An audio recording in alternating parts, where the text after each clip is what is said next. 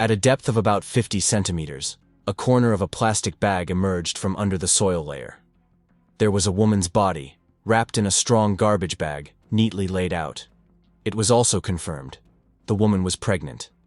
There were marks on Cassandra's body that indicated that she may have been restrained, or at least immobilized, until death. Forensic experts found details that caused a real shock even for experienced specialists. The first thing that caught the eye was the double layer of packaging of the body. In addition to the black plastic bag, Cassandra's body was additionally wrapped in an old blanket and a sheet, tightly secured with construction tape. This packaging is not just an attempt to hide traces, but a clear sign of premeditation. Dear viewers, in the next video releases, you will find very intriguing and confusing cases. And in order not to miss them, be sure to subscribe to the channel and please like the video. Cassandra Cantrell was born on July 17, 1987, in Tacoma, Washington, a quiet coastal town with dense spruce forests, quiet streets, and harsh northwestern weather. Here, among the greenery and fog, she spent most of her life.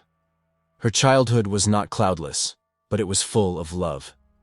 Her parents separated when she was still a child, and Cassandra ended up living with her mother, Maria Cantrell, a woman who was firm, reasonable, but truly tender in relation to her only daughter.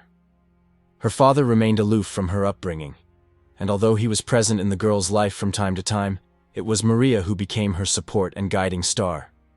From an early age, Cassandra was distinguished by her special sensitivity and observation.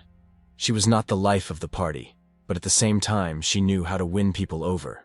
Quietly, sincerely, without falsehood. At school, she was interested in music, especially playing the cello, and even considered a career in the arts. However, adult life made its own adjustments. After finishing school, Cassandra did not follow the artistic path. She decided to do something more stable and entered college to study information technology. She combined education with work, and then with volunteering. She was especially attracted to helping those in difficult life situations. Low-income families, the homeless, victims of domestic violence. This was her whole being. She lived not only for herself, but also for others. By the age of 30, Cassandra led a measured life. She worked from home, maintained close relationships with her mother and best friend, and from time to time did charity projects. It was difficult to call her impulsive or prone to risk. She carefully planned every step, weighed all decisions. And her character, open but at the same time closed to outside intrusions, often surprised even those who considered themselves close to her. For all her organization and inner balance, Cassandra still experienced one pain: loneliness. Her relationships with men did not work out. She did not look for adventure, and did not indulge in casual acquaintances. Her approach was old-fashioned. She wanted a family, a child, a love built on trust. In her youth, she had one significant romance, with a man named Colin Dudley. This relationship did not last long, but left an imprint on her life. According to friends, she spent a long time recovering from this breakup, and although Cassandra looked calm from the outside, there was a weariness in her eyes, familiar to those who had once experienced deep disappointment. Over the years, she increasingly withdrew into herself, choosing the company of trusted people. The center of her world was her mother, with whom she shared a house in the quiet hilltop neighborhood of Tacoma. Between them there was more than just a family connection. It was a deep, almost telepathic closeness. Maria knew when her daughter was having a bad day, even if she was silent. They cooked together, watched old films, discussed books. Cassandra was a homebody, and there was no tragedy in that. She was happy with her life, calm, measured, predictable. And when she found out she was pregnant at the beginning of 2020, for the first time in many years, a real light appeared in her eyes. At first, she didn't tell anyone about her pregnancy, not her friend, not even her mother. It was a decision she made consciously, to wait, make sure everything was going well, and only then share the news. She signed up for a checkup, started reading articles about childbirth, and picked out baby names. All this happened in an atmosphere of absolute secrecy. According to her best friend, with whom she spoke almost every day, Cassandra seemed especially focused and calm. as if she had found a quiet confidence within herself. This was not just a pregnancy, it was her personal rebirth. Later, it would become known that the father of the child was that very Colin Dudley, the ex she had long since erased from her life. Their paths crossed again. According to her relatives, Cassandra thought for a long time about whether to tell him about the pregnancy. She understood that this conversation would be a turning point. Perhaps that is why she did not tell anyone that she had decided to meet him after all. On August 25, 2020, she left the house without taking almost anything with her, only her phone and keys. According to her mother, she behaved as usual. There was no anxiety or excitement. She simply said that she had things to do and kissed her mother on the cheek. From that moment on, there was silence. When Cassandra did not come home either in the evening or the next day, Maria immediately realized that something was wrong. Her daughter had never disappeared without warning. She always wrote, called, reported if she was late. But here, a complete lack of signals. The phone was turned off, social networks were silent, friends knew nothing. An official missing person report was filed a day later. At first, the police were in no hurry. An adult has the right to disappear. But Maria insisted. Her daughter did not just not get in touch, she disappeared off the face of the earth. This was not a spontaneous trip, not an attempt to change the scenery. This was something else. When Cassandra Cantrell went missing and there was no news in the first 24 hours, her mother, Maria, took action. She called everyone who might know anything, friends, neighbors, a childhood friend, even her daughter's former acquaintances, including her old boyfriend, Colin Dudley. But there was no answer. Or rather, there was. But not the one she expected. Colin said that he had not spoken to Cassandra for a long time and did not know where she might be. His voice was even, almost indifferent. Maria felt that something was wrong. She knew her daughter.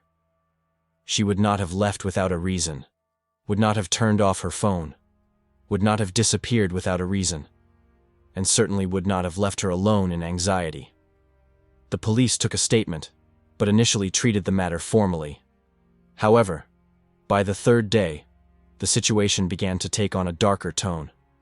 Cassandra still had not contacted. Not a single call, not a single message. The phone was still turned off. Social media, no activity. Against the backdrop of the pandemic and growing tension in society, law enforcement agencies began to act more actively. A call from security at one of the parking lots in downtown Tacoma turned out to be decisive. They reported that a few days ago they had recorded a car left without a driver on cameras. It was a white Mazda 3, the same one in which Cassandra left home on the morning of August 25th. The car was parked on the lower level of the parking lot at the Tacoma Dome station. The keys were inside, on the seat. The doors were not locked. There were no signs of a struggle in the car, but documents in Cassandra's name were left in the glove compartment. The CCTV cameras recorded the moment when a person got out of the car. It was a man, thin, in a long coat and in a black felt hat.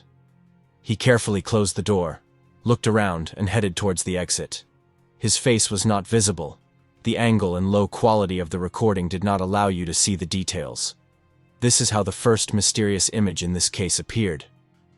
The man in the hat, or as the media would later call him, Hat Man.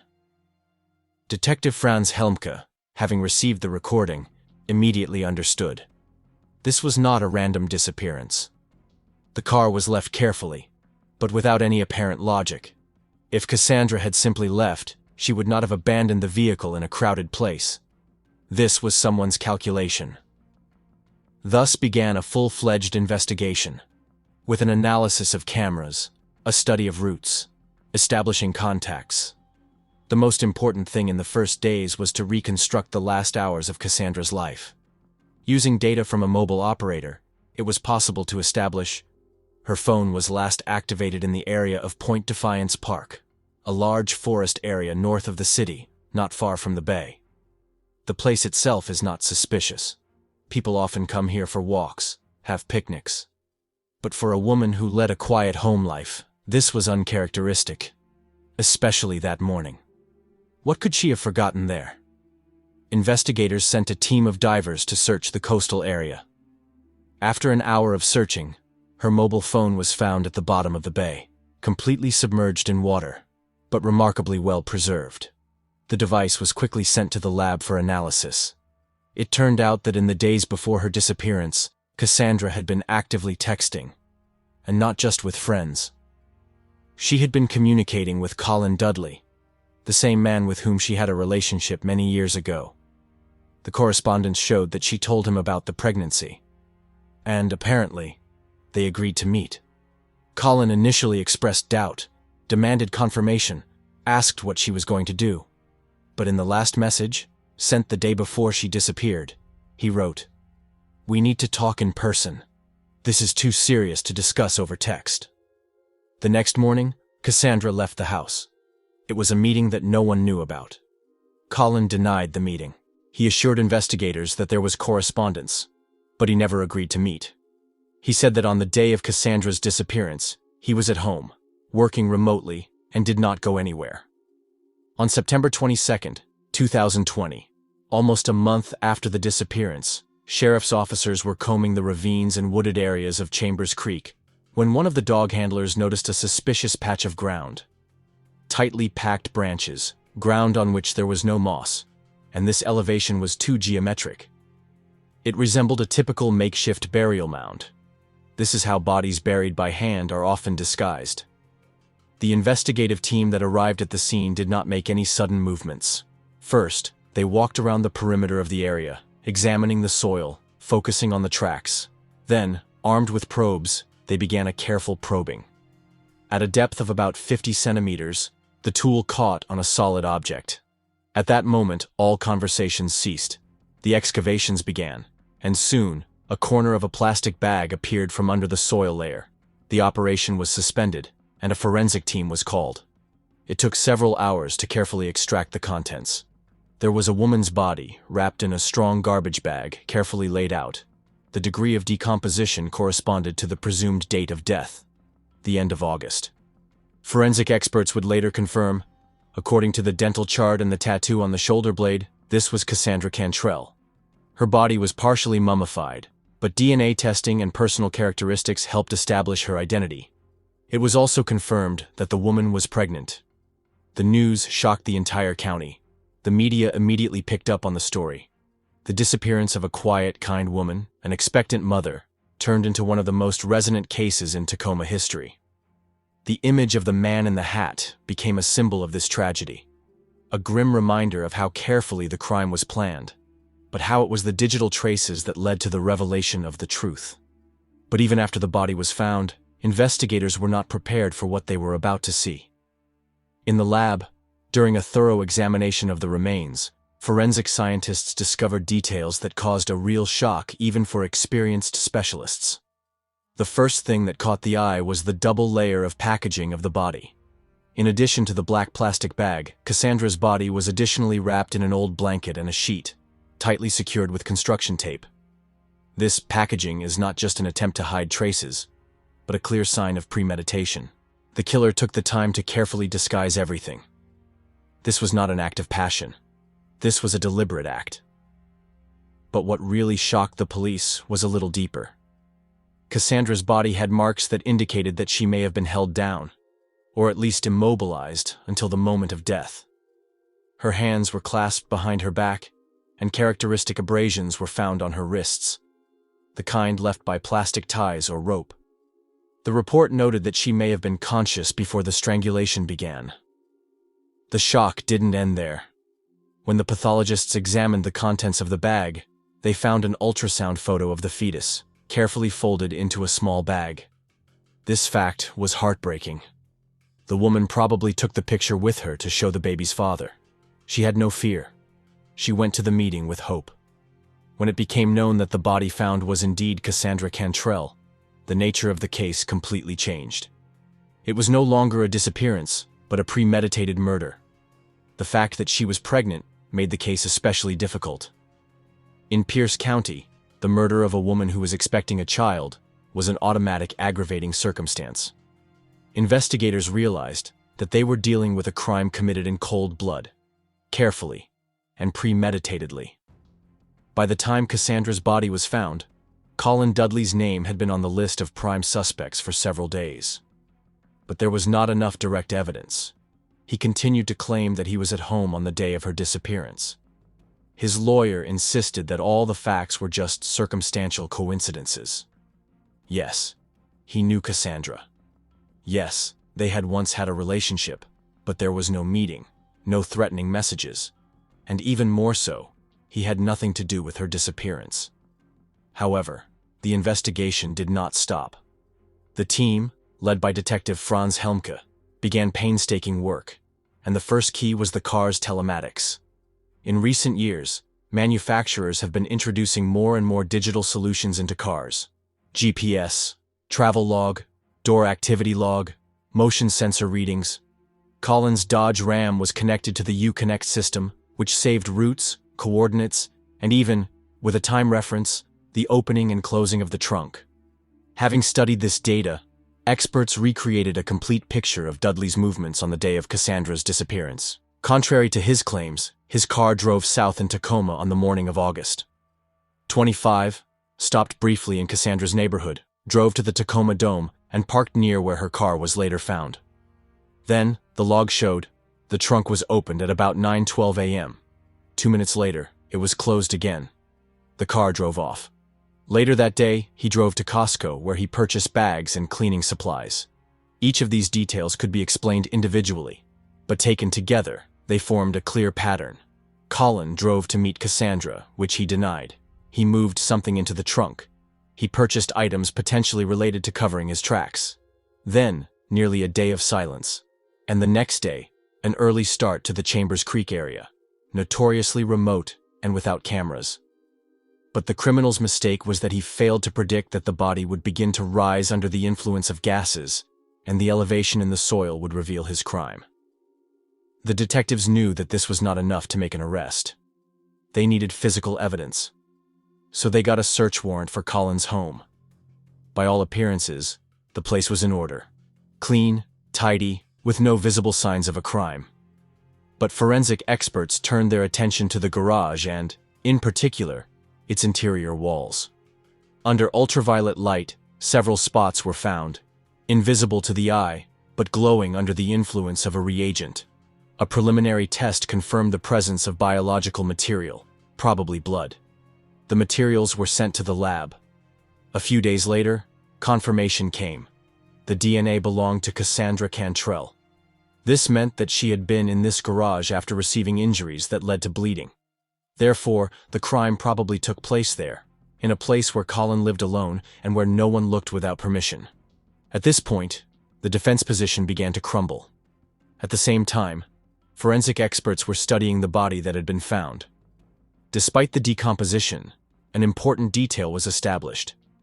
There were traces of pressure on Cassandra's neck. The cause of death was strangulation. There were no objects nearby that could have been used to commit the murder, which means that everything pointed to direct manual force. In addition, there were marks on her wrists, as if she had been held or tied up. All this indicated that the crime was not the result of a sudden outburst of anger. It was planned, thought out, carried out with cold calculation. Further examination of the digital traces brought another breakthrough. Cassandra's phone, which was partially restored, contained draft notes. One of them was an unsent message dated the evening of August 24th. If something happens, he must be held responsible. The note does not indicate a name, but it is obvious to whom she was addressing it. It was not just caution, it was fear. Perhaps she already sensed danger. Perhaps she understood what the person she was going to tell about the pregnancy was capable of. The investigation requested the search history of Google accounts linked to Colin's devices. What was surprising was that a week before Cassandra's disappearance, search queries were made from his account. How to get rid of a body. Best places to dispose of remains in Washington. How long does DNA last in the ground? These were queries that could not be explained by chance. Their chronology coincided with the dates of communication with Cassandra. Therefore, he planned the crime in advance. The last straw was a find in the closet of his house. Among the tools, a knife was found, on which traces of female blood were preserved. Also, a piece of rope with biological material. The examination confirmed. The DNA matched the DNA of the fetus. This meant that Cassandra was indeed pregnant, and death occurred during the period when the fetus had already formed. From a legal point of view, this increased the severity of the charge. When all this was presented to the prosecutor's office, a decision was made. On October 1, 2020, Colin Dudley was arrested on charges of first-degree murder. The media reacted violently to the news. The man, who had no previous criminal record, lived an ordinary life, worked in the IT field, and did not arouse suspicion. But it was he who, according to the investigation, took the life of a woman and her unborn child. Colin behaved calmly. He did not resist during his arrest, did not ask questions. During the first interrogation, he exercised his right to silence. His defense immediately began to work on the line that the entire chain of evidence was circumstantial, that the crime was not directly proven to him. However, the investigation continued to strengthen its position. They reconstructed the route, interrogated witnesses, checked all digital traces. The picture was becoming clearer. The meeting was scheduled. Cassandra disappeared immediately after it. The evidence led to only one person. It was only a matter of time before the case was sent to court. The prosecutor's office decided to go the full route of prosecution. First-degree murder with the aggravating circumstance of killing a pregnant woman. The verdict, if proven guilty, could have been shocking. Cassandra Cantrell's murder trial began in August 2022, nearly 2 years after the tragedy. Colin Dudley had been held without bail the entire time. The Pierce County Prosecutor's Office filed a charge of aggravated first-degree murder, the premeditated, cold-blooded murder of a woman in the late stages of pregnancy. It was obvious from the first hearing that the defense would base its case on the dubiousness of the evidence. There was not a single witness who saw the crime. There was no video recording from the garage where, according to investigators, the murder took place. There was no confession. No strangulation weapon was found. This means, according to the defense, the entire case rests on assumptions and interpretation of circumstantial evidence. However, the prosecution was confident in its position. The prosecutor began his speech with the phrase, "This crime is not about passion. This crime is about control, about how a person decides who should live and who shouldn't, because he can't accept someone else's choice." The room held its breath. Over the course of 3 weeks of the trial, the prosecution built a chronologically flawless, thoroughly corroborated version of events. First, digital evidence was presented. Prosecutors analyzed in detail the route of Colin's Dodge Ram on the morning of August 25, 2020, backed up by expert testimony, GPS logs, and telematics data. They showed the moment when the trunk of the car opened in the area where Cassandra's abandoned car was later found.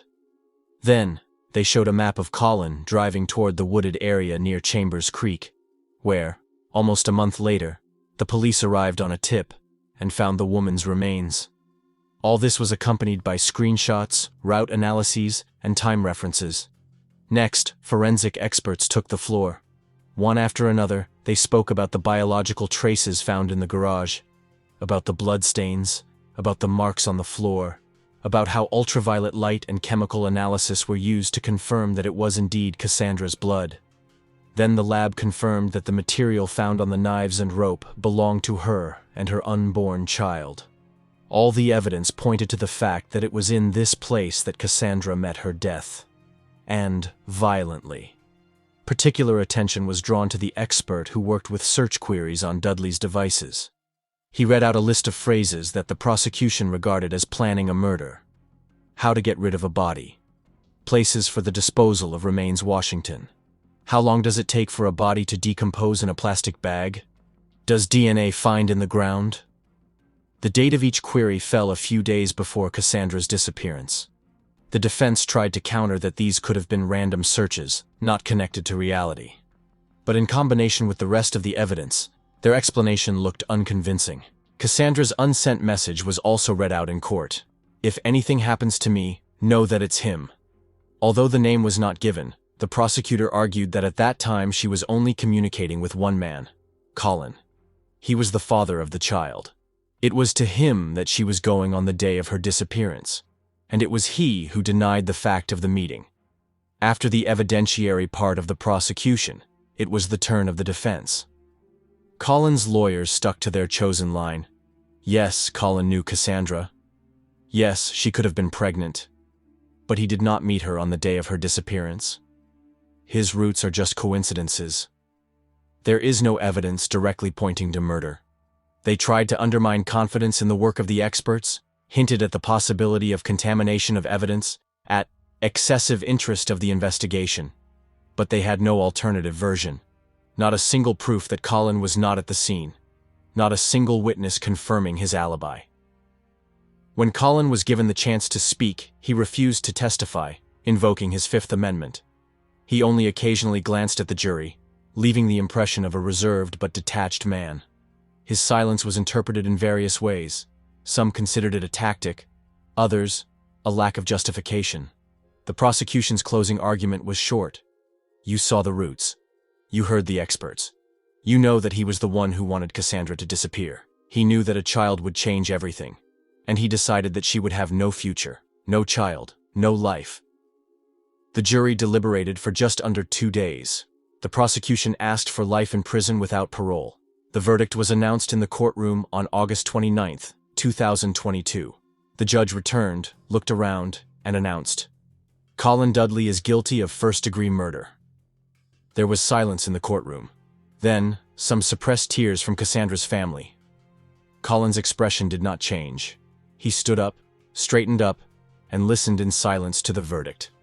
The judge added, This was a deliberate, cruel crime. The lives of a young woman and her child were cut short. The defendant showed no remorse. His actions demand the severest punishment available under state law. Colin Dudley was sentenced to life in prison without the possibility of parole. For Cassandra's family, it was the end of a nightmare that lasted months. They did not get their daughter back. They did not get the grandson they had been waiting for. But they got justice. The name Cassandra Cantrell has now become a symbol of struggle, memory, and the quiet tragedy of a woman who simply wanted to be a mother.